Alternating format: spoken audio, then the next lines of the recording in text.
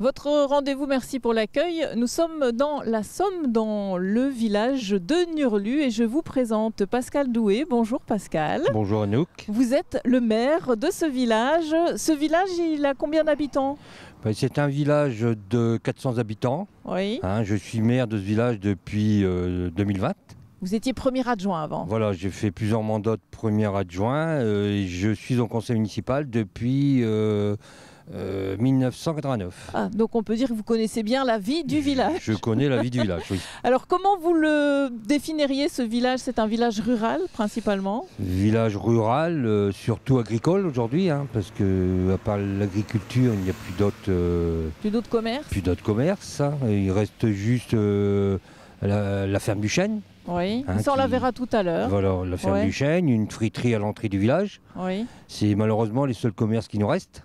Vous avez un projet quand même, vous aimeriez bien remettre quelque chose on aimerait bien relancer un commerce. On a été en contact avec l'ancien bistrot, mais on n'arrive pas à se mettre d'accord.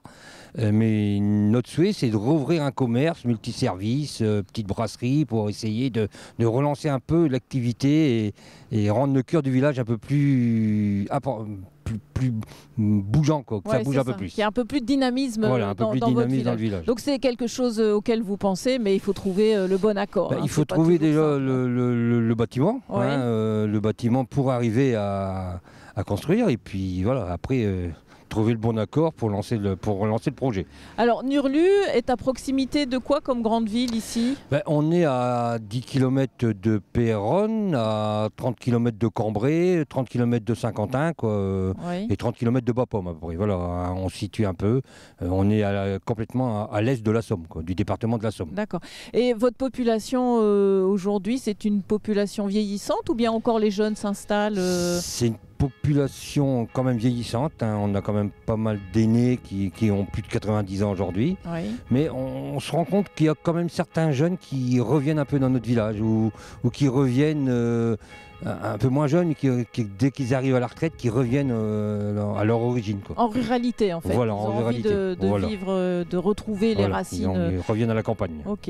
Alors ce qu'on peut voir aussi dans votre village, c'est il y a pas mal d'éoliennes. Je crois que vous en avez 13. Voilà. Alors bon, ça, elle date depuis 2009. Les premières ont été installées, ont fonctionné en 2009. Et qu'est-ce que ça vous permet en fait d'avoir nous, ça nous permet quand même, je sais bien qu'il y a des pour, il y a des contre, les éoliennes, chacun pense un peu ce qu'il veut, mais nous, ça nous rapporte quand même des revenus dans notre village qui nous permettent de faire certains travaux. On a fait des voies piétonnes, on a refait des travaux dans notre église, on va faire des travaux d'aménagement en route de Lièramont, et sans cet argent-là, je ne suis pas sûr qu'on pourrait faire tout ça, D'accord. Et donc, quand vous avez décidé d'installer ces éoliennes, il y a eu de l'opposition ou bien les gens comprennent en fait que c'est aussi une façon d'alimenter les subventions de la mairie? Voilà. Au début, on n'a pas eu d'opposition parce qu'on était un peu les précurseurs de l'éolien dans le coin. Les 4 premières éoliennes ont été quasiment chez nous. Ah, okay. Je parle dans notre secteur. Ouais. Et donc, il n'y a pas eu tellement d'opposition. Mais aujourd'hui, on sent quand même que les gens en ont assez. Ouais. 13, c'est pas mal. Voilà, 13, c'est un bon chiffre. Ouais. 13, les gens en ont assez. Et puis nous, déjà, au conseil municipal, aujourd'hui, on décide de ne plus parler de projet. Parce qu'on est toujours contacté pour des nouveaux projets, mais on dit non. D'accord. Bon, en tout cas, merci pour ces premières explications. On va continuer à découvrir Nurlu. Pascal, nous voici dans l'église du village de Nurlu. Alors, cette église, en fait, on la doit à un architecte, mais qui était originaire de Nurlu. Voilà, c'est une église qui a été détruite pendant la guerre, comme beaucoup d'églises, et qui a été reconstruite par Louis Faye, un architecte qui était natif du village. D'accord. Et il a reconstruit d'autres églises dans le coin aussi. Il a reconstruit, sa demeure principale à Nurlu et d'autres églises dans les villages alentours. Alors, est-ce qu'il y a une église pour vous? C'est un coût, effectivement, il faut l'entretenir et petit à petit on fait des travaux. Qu'est-ce que vous avez pu faire ici? Comme tout bâtiment public, ça coûte cher à l'entretien. Donc ici on a refait nos vitraux. On a commencé par nos vitraux, je ne sais plus, il y a peut-être une dizaine d'années. Et là dernièrement on a refait les plâtres intérieurs de l'église. Et tous ces travaux-là sont financés une partie par nos éoliennes qui nous aident beaucoup dans nos budgets. Oui, donc c'est aussi... Et puis, quand vous regardez votre église, vous dites qu'il faut faire ces travaux parce que sinon, elle se dégrade très vite, en fait. Oui, c'est des bâtiments. Si on ne fait pas un peu d'entretien tous les ans, après, on fait comme beaucoup d'endroits, on ferme parce que ça devient dangereux et puis on n'y va plus, quoi. Oui. Et cette église, c'est aussi l'âme du village, j'imagine. C'est aussi tout un symbole. C'est l'âme du village, c'est un symbole. Malheureusement, on s'en sert de moins en moins. C'est uniquement souvent des enterrements.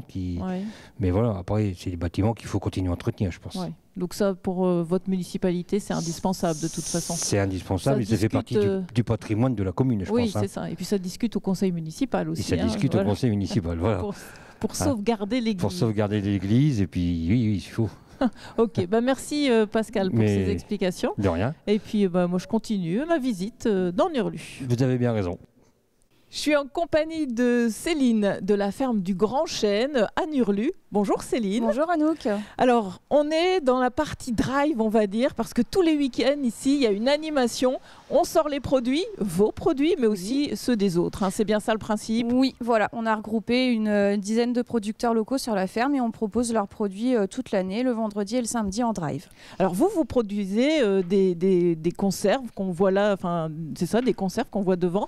Donc, vous êtes éleveur de volailles, c'est ça? Voilà, on est spécialisé dans la volaille de plein air. Donc on fait du sans OGM, on fait du plein air, on fait des races rustiques, des races anciennes et après on les transforme en rillettes et en plats préparés.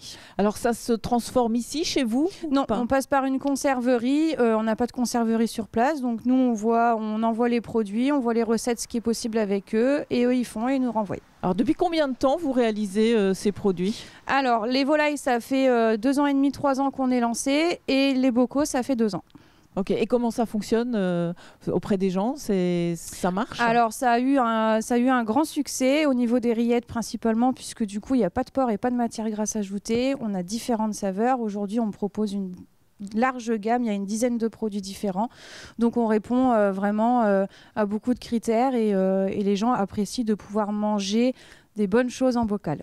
Alors c'est un commerce qui a lieu le week-end, donc ça veut dire que les habitants de Nurlu peuvent en profiter, mais pas que, j'imagine. Vous drainez une grande population? Voilà, donc en fait à la base on avait ouvert juste pendant le Covid pour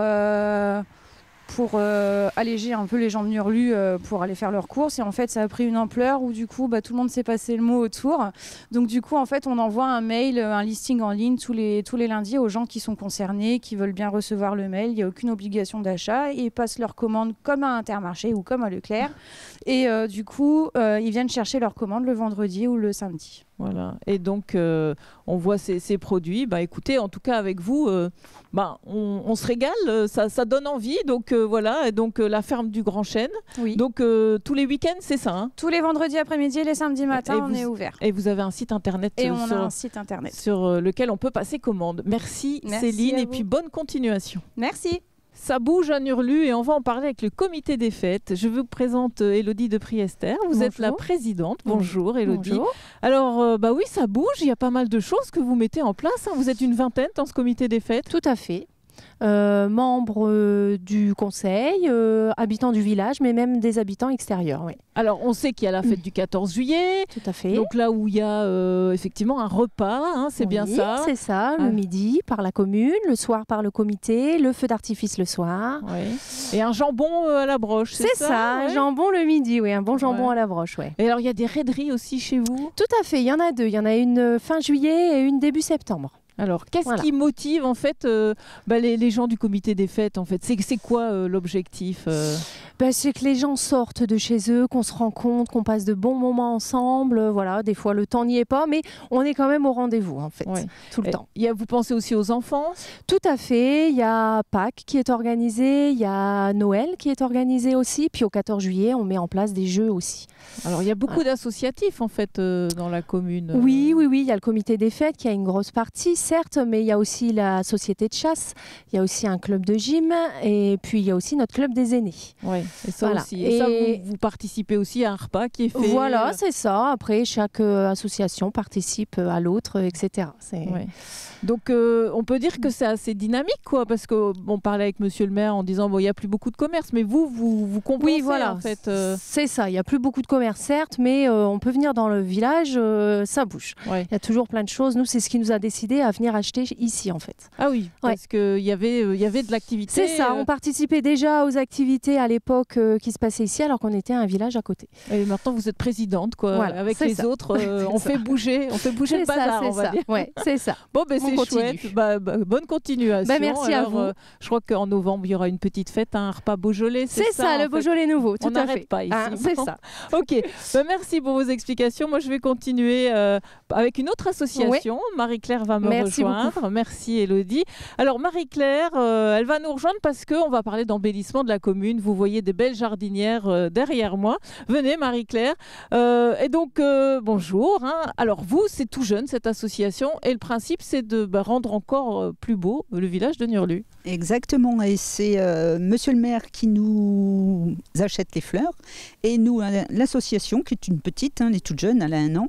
Et on essaie de faire des jolies jardinières comme ça, ou alors également sur la route nationale, d'embellir un maximum, et surtout également d'aider les personnes d'un certain âge qui ne peuvent pas nettoyer leur devanture. Donc on est là aussi pour elles. Et donc ça, c'était une volonté pour dire qu'on doit aider les autres aussi et que le village soit plus beau. Tout à fait, puis ça permet surtout d'avoir du social, de voir des gens qui ne voient plus grand monde. Et nous, on est là également pour ça, puisque leur convivialité, c'est de nous offrir un petit coup à boire, ou alors de nous donner des outils, ou même des dons, puisqu'on a des dons également. Donc ça permet de faire bouger un petit peu ce village pour la majorité des personnes d'un certain âge. Voilà. Donc voilà, c'est pour ça.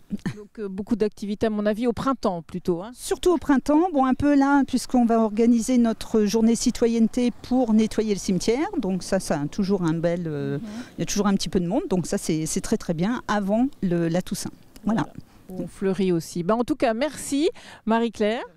Et puis bonne continuation avec votre association. Et puis merci à vous de nous avoir suivis dans cette commune de Nurlu, dans la Somme.